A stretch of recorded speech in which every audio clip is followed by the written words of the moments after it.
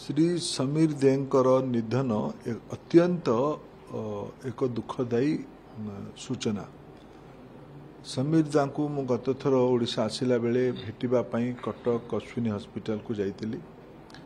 आदरणीय बौद्धी संगे भी देखाई बौद्धी जन डॉक्टर होता कारण से गुड़िए विषय स्पष्टता थिला कि आम समस्त मनीष आम चाहूँ आम आत्मीय आमठू केबे न जाऊ प्रभुंकर जहाँ इच्छा।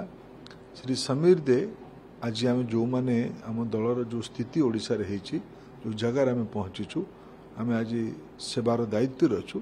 ये श्री समीर देंकर बहुत बड़ भूमिका भी अच्छी। कटक भलिया महत्वपूर्ण केन्द्र रे तृणमूल स्तर उठिकी पार्टी को मजबूत करवा निज सह पार्टी को राज्य रे मजबूत करवा तांकर बहुत बड़ भूमिका थिला। तांकर आम भितर न रहिबा एक अपूरणीय क्षति राज्य पई हबो आम दल पई भी हबो और जन मोर पई गोटे व्यक्तिगत हानि।